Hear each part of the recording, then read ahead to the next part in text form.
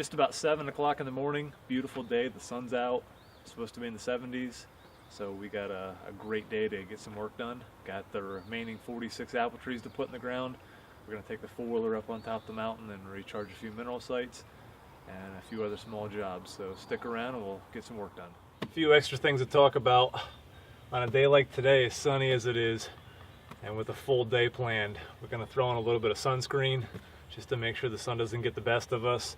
I just like to put on some chapstick too with some SPF in it. And always wearing a pair of gloves, just keep my hands safe.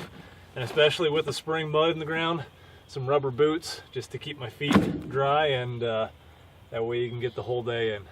Okay, one real important tip to note when we're dealing with bare root trees like the ones here from Adams County is that we want to be sure that we keep the roots cool, wet, and out of the sunlight.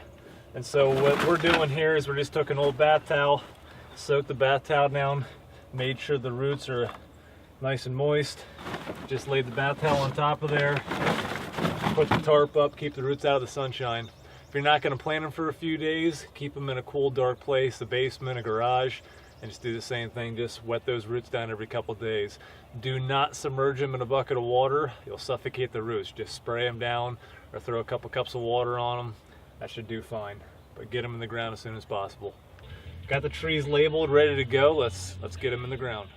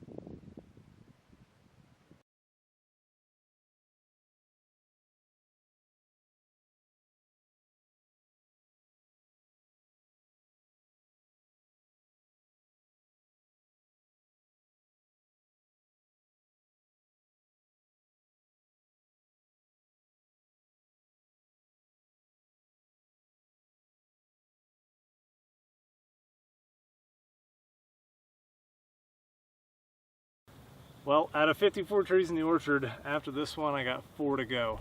So I'm seeing the light at the end of the tunnel. I'm stoked, I'm exhausted, ready to wrap this up. I've been going now about 12 hours straight, planning non-stop, and pretty excited to wrap this up and get done. This tree is initial. This is a really good variety for wildlife plantings because the minute the fruit ripens, it drops. Deer, other game can get in there, pick the apples right up. They don't hang on the tree like most other varieties. The rootstock we have this on, as well as all the other trees in the orchard, is M7. This is a good self-supporting semi-dwarf rootstock. This tree will get anywhere between 12 and 15 feet, depending on the variety. And it's a good self-supporting rootstock. So down the road, 15-20 years from now, you get a heavy load of fruit on all the branches. The tree won't lean like dwarf trees will. The only downside of this rootstock is that it tends to root sucker.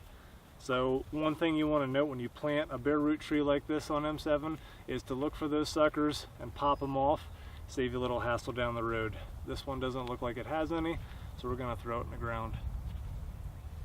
You can see a few tips here. I got my string line set up. Just helps keep everything nice, neat, clean lines. The ideal orchard is perfectly square. The field here is a little bit longer than it is wide, so we just stuck with the existing arrangement of the field and utilized what we had. So this orchard is quite a bit longer than it is wide, but this isn't a commercial operation and we really don't intend to spray all that much, so it's not that big a deal to us. But string line is a must. Keep all the trees nice and clean, and you don't have to worry about looking down it in 20 years and seeing trees all over the place. So let's get this in the ground here and get wrapped up for the day.